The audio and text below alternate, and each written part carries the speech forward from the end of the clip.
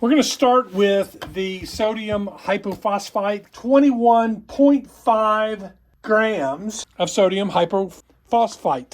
So in the lead nitrate, it's a little different. So it gets kind of clumpy. So I like to shake it up really good first. We need to grind this.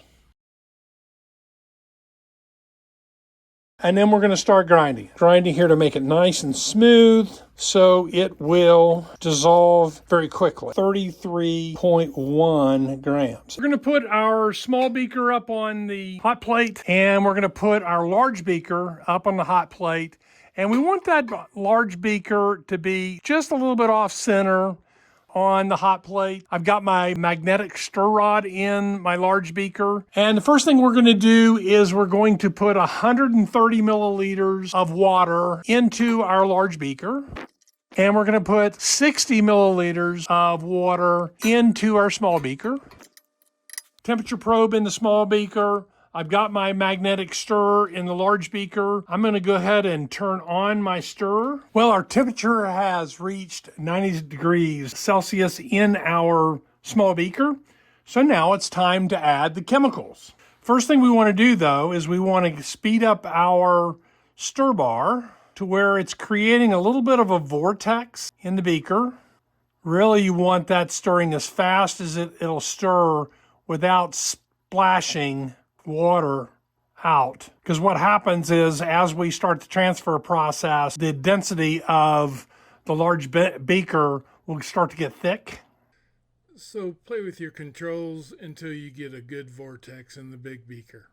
We are there, so now we can start adding our sodium hypophosphite. And I like to do this, adding chemicals with a spoon to start with, so I'm not plopping. All right, so that's stirring. All right, now we're going to do the same thing with the lead nitrate.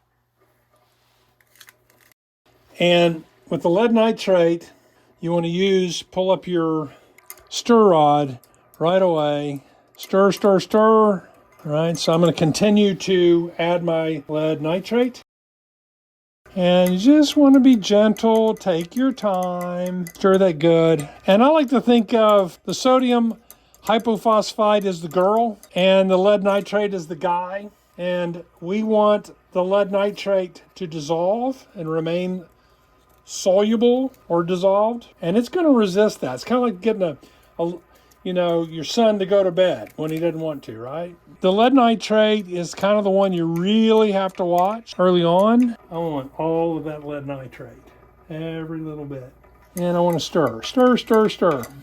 So you're just going to have to stir it and heat it until it turns perfectly clear. Okay, so our temperature's up to 86 degrees. Nice and hot. And the most important thing here, as we think about getting ready to transfer the lead nitrate solution over to the sodium hypophosphate, is that we don't want any particles in our dropper. All right, so that's nice and clear, no particles inside. The other thing you want to be cautious about is don't stick your dropper all the way to the bottom of the small beaker. Just watching that we don't get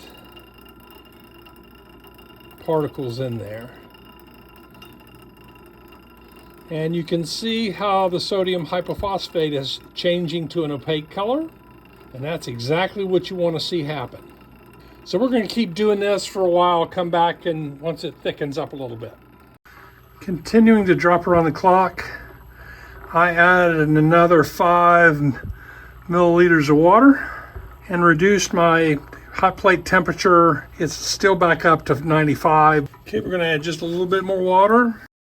Give it just a minute here. Got our vortex. The big beaker is like a glass of shiny milk from top to bottom. Okay, I'm gonna keep dropping. It's hard to see, but there's a little skim on a small beaker, so you just got to be careful that you're constantly stirring this. And as long as we can dip below that skim, well, you just want to make sure it's all stirred up, but you just got to be careful that you don't suck up a bunch of particles. If you see where you suck them up, then just squirt them back into the small beaker. And we continue to drop. We'll add a little bit more water for good measure. And then you can start to see how it's stratifying. See how it's stratifying? There we go, got it going again. Got to remember to keep my stirring sticks separated. So our lead nitrate, small beaker's doing okay. And I'm trying to minimize how much water I put into small beaker because that just slows down the process. Okay, so we're getting down to the bottom, pretty much just clear. And there's really nothing much left in this small beaker except water. Okay, be back when we're done here. Okay, so we're finished up all the lead nitrate. So we're gonna cook this for a while. At 75 degrees. We're gonna cook this for at least 10, maybe 20 minutes. Well, we've turned the heat off, and you can see now how the solution is stratifying, and still some snowing going on in there, how quickly it settles. All those crystals are exactly what we're wanting. He's going to let this cool naturally to room temperature, and by doing so, it will form nice big crystals that will be later caught in the coffee filter. While your lab is cooling, it'll be a good time to make up your ice bath. The big thing here is don't overthink it. The pot here can just be a milk jug cut down, and your ice can be regular old tap water ice. I don't recommend going through the trouble of using distilled water to make your ice. Ice will never touch your lab. And working with crushed ice is better, but it's not a requirement. I would recommend that the water level come up about halfway up your beaker, and that is just fine. If you get it too deep, then you of course run the risk of having your ice water run into your lab, and that's a mini disaster. Again, don't overthink this. You're going to put that beaker somewhere cold where it's going to go down to near freezing for water. But I don't want you or recommend you put it in your kitchen freezer.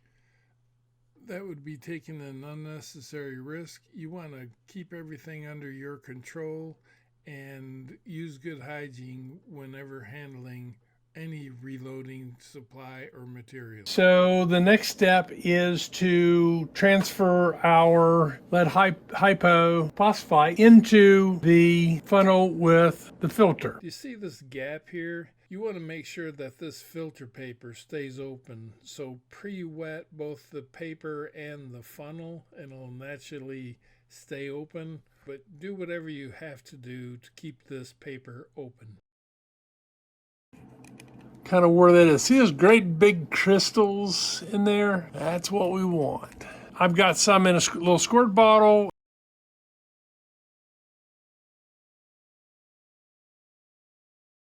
You see how nice and gentle that is? Again, we're taking our time.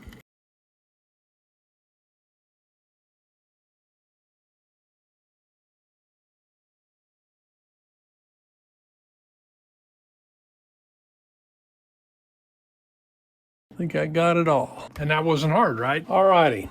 So you can see the nice big crystals. That's lovely. So now we're going to do our first rinse, and all we want to do is we're going to gently spray light stream of water. And we're just washing this basically. See how gentle that is? And you tap. We'll let that drain and we'll be right back. Okay, here's rinse 2. That's rinse number 2. Okay, last rinse. Okay, we'll come back as soon as this drains.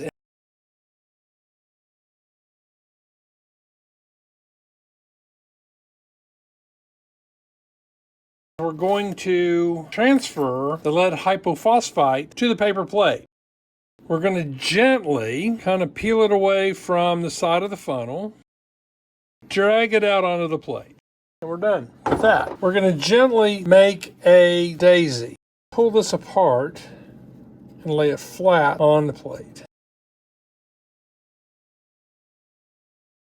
And what we're going to do with our spoon We're just going to spread this out. You want to keep it on your filter paper. And what this will do is it will help your product dry. So again, that's why I like a red spoon. We just have to set this aside to dry. It's going to be a very light powdery substance. Get you the edge of the paper here, and you're just going to lift it up, and it'll cause it to fold over and crumble. You can use a business card and just chop it up, lift the edges and roll it over on top of it, because it's very, very fine, fluffy powder when it really dries out.